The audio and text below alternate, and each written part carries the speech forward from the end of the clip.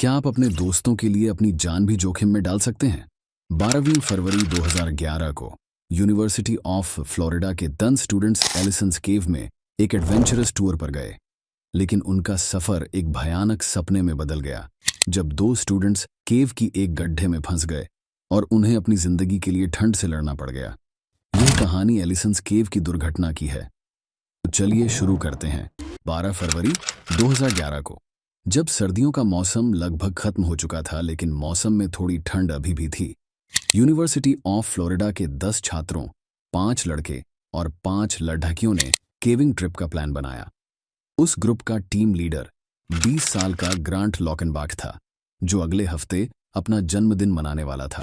Grant, Michael और कुछ और छात्रों ने पहले भी केविंग की थी, इसलिए ये उनके लिए जस्ट अनदर एडवेंचर था। माइकल और ग्रांट अलग अलग यूनिवर्सिटी के लेवल्स और डिपार्टमेंट्स में थे, लेकिन दोनों ही अच्छे दोस्त थे, क्योंकि दोनों ही एकेडमिक स्कॉलर्स और क्रिश्चियन ब्रदर्स थे जिनको एडवेंचर्स से बहुत लगाव था, चाहे वो रॉक क्लाइंबिंग हो, स्काई डाइविंग या फिर केव एक्सप्लोरिंग। कुछ हफ्तों पहले ही दोनों दोस्तों ने एक और केव विजिट किया था और वो उस एक्सपीरियंस से बहुत खुश थे, इसीलिए उन्होंने अगला ट्रिप 12 फरवरी को प्लान किया। उन्होंने एलिसन केव को चुना। ये एक 1000 फीट से भी गहरी केव जो जॉर्जिया के वॉकर काउंटी में पिजन माउंटेन पर है। यह केव अमेरिका की 12वीं सबसे गहरी केव में से एक है। इस केव की सबसे अनोखी बात यह है कि इसमें यूनाइटेड स्टेट्स की सबसे गहरी अनऑब्स्ट्रक्टेड पिट है, जिसको फैंटास्टिक पिट कहा जाता है, जो स्टैच्यू ऑफ लिबर्टी से 2 गुना गहरी है। इस केव तक पहुंचने के लिए छात्रों ने यूनिवर्सिटी से 650 किलोमीटर से भी ज्यादा का ट्रैवल किया। 11 तारीख को वो जॉर्जिया पहुंच गए थे। दोपहर में उन्होंने पिजन माउंटेन के वाइल्ड लाइफ मैनेजमेंट एरिया के पास एक होटल बुक किया। अगले दिन सुबह वो उठते ही वो एक्साइटमेंट और एनर्जी के साथ माउंटेन पर हाइक करने के लिए तैयार हो गए। उन्होंने ठंड के हिसाब से कपड़े नहीं पहने थे, वो केवल कैजुअल कपड़े पहनकर ट्रिप में आए थे और अपने व्हीकल्स में केविंग मटेरियल्स, हेडलैम्प्स, हेलमेट्स और रोप्स डालकर माउंटेन की ओर रवाना हो गए। ट्रैक करने से पहले उन्होंने अपने फोन्स को गाड़ी में छोड़ दिया और सिर्फ केविंग का जरूरी सामान लेकर आ गए। फोन्स छोड़ना और मौसम का ध्यान नहीं रखना बाद में उनके पछतावे का कारण बना। माउंटेन पर चढ़ते हुए और केव की ओर बढ़ते समय वे ठंड के बारे में चिंतित होने लगे। टेम्परेचर और भी गिरा जा रहा था। शुरू में तो सब ठीक था, लेकिन धीरे धीरे ठंड और बढ़ती चली गई। ग्रांट और माइकल ने पहले भी केविंग के लिए सिर्फ कैजुअल कपड़े पहने थे, इसलिए शायद उन्होंने सोचा कि सब ठीक ही होगा। वैसे भी उन्होंने प्लान किया ही नहीं था कि वे केव में बहुत अंदर तक जाएंगे। लगभग 1 घंटे तक हाइकिंग करने के बाद सारे स्टूडेंट्स केव के एंट्रेंस तक पहुंच गए। वो ये देखकर बहुत हैरान हुए।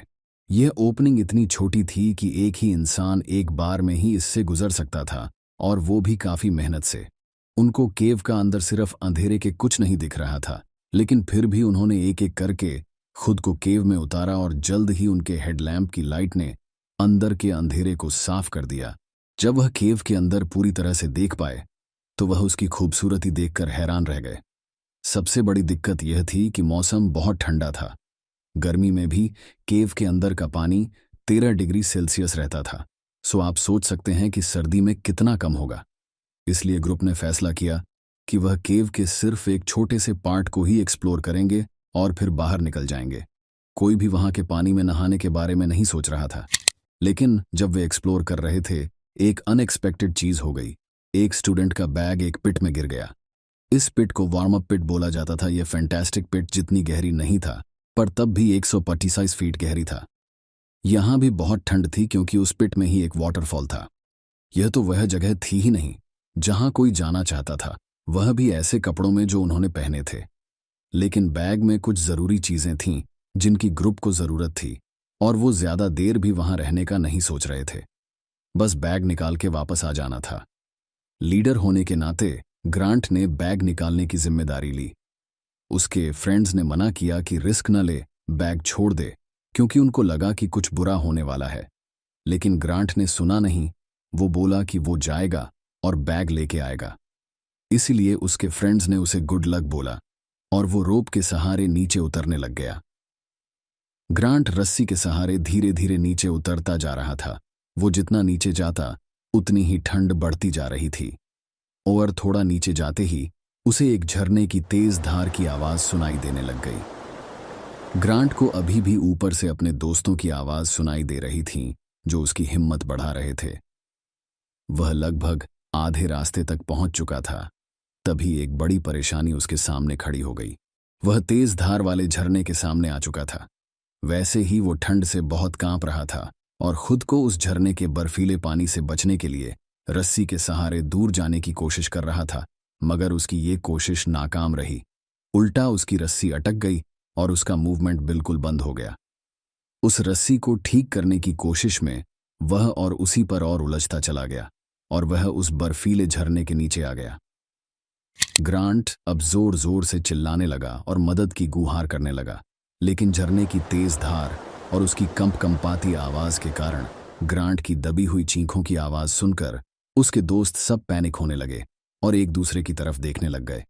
एक सच्चे दोस्त होने के नाते माइकल ने बिना किसी हिचकिचाहट के वही रस्सी ली जिससे ग्रांट गया था और अपने दोस्त को बचाने के लिए नीचे उतरा। नीचे उतरते ही माइकल ने ग्रांट से कहा कि वह हिले डुले नहीं।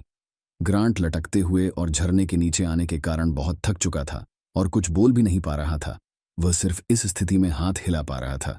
माइकल ने यह बात ऊपर वाले दोस्तों को बताई तो उन्होंने राहत की सांस ली, लेकिन उन्हें पता नहीं था कि आगे क्या होने वाला है।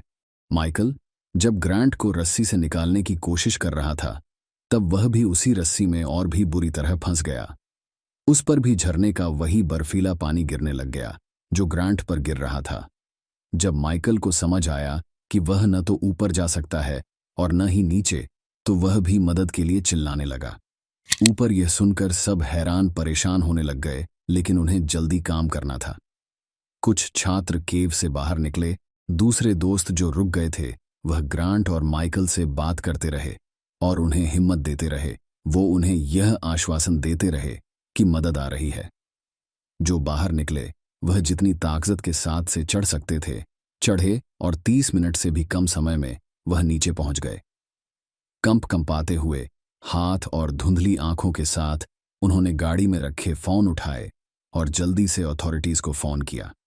केव में अब दोपहर के 2:19 हो चुके थे। इस स्थिति में वे बस ग्रांट और माइकल की हिम्मत बढ़ा सकते थे और उन्हें आश्वासन दे रहे थे कि मदद आ रही है। ठंड की वजह से उनका सांस लेना मुश्किल हो रहा था और उनकी हार्ट बीट भी कमजोर पड़ती जा रही थी। लगभग 30 मिनट के बाद जिसका सबसे बड़ा डर था वही हुआ। उनकी आवाज सुनाई देना बंद हो गई और जिस रस्सी के सहारे वह नीचे गए थे वह ढीली पड़ गई और झूलने लगी। थोड़ी देर बाद वे लोग जो पहले केव से बाहर निकले थे वापस रेस्क्यू टीम के साथ लौट आए। रेस्क्यू टीम के कुछ सदस्यों ने दूसरे स्टूडेंट्स को हाइपोथर्मिया का उपचार दिया और बाकी रेस्क्यूअर्स जल्दी से नीचे पिट में उतरे। 3:30 पे उन्होंने ग्रांट और माइकल को रोप से लटका हुआ पाया। अब तक बहुत देर हो चुकी थी। रेस्क्यू टीम जब नीचे जाकर ग्रांट और माइकल को देखा तब तक उनकी सांसें बंद हो चुकी थीं। वो दोनों बच नहीं पाए। रेस्क्यू टीम जब यह खबर ग्रांट और माइकल के दोस्तों को दी तब पूरे केव में मातम का माहौल छा गया और फूंट फूंट कर रोने की आवाज गूंजने लगी। जो रेस्क्यूअर्स ऊपर थे वे स्टूडेंट्स जो अभी भी केव में थे उन्हें संभालने की कोशिश कर रहे थे, लेकिन नीचे गए हुए टीम के लिए एक बड़ी मुश्किल सामने आ खड़ी हुई। ग्रांट और माइकल रोप में ऐसे फंसे थे कि उन्हें निकालना नामुमकिन था। माइकल की तरह ये एक्सपीरियंस रेस्क्यूअर्स भी उन्हें खोलने में परेशान हो रहे थे, लेकिन फर्क यह था कि वे टीम प्रॉपर गियर में थी और उनके पास बहुत सारे रेस्क्यू टूल्स भी थे। पूरे 6 घंटे रेस्क्यू ऑपरेशन चला और रात 10 बजे जाकर वो दोनों को उस डेडली होल्ड से निकाल पाए और ऊपर लेकर आ पाए। ग्रांट और माइकल की मौत उनके परिवार और यूनिवर्सिटी ऑफ फ्लोरिडा के लिए बहुत बड़ा झटका था। ग्रांट सोशियोलॉजी के फाइनल ईयर में बहुत ही ब्रिलियंट स्टूडेंट था। उसकी याद में ग्रांट लॉकनबाख मेमोरियल फंड शुरू किया गया जिसके जरिए क्रिश्चियन एथलीट्स फेलोशिप के थ्रू स्कॉलरशिप्स दी जाती हैं। माइकल भी एकेडमिक जीनियस था और अपने दोस्त के लिए अपनी जान जोखिम में डालने और हीरोइज्म के लिए उसे कार्नेगी मेडल से सम्मानित किया गया। ये medal Carnegie hero fund commission देता है।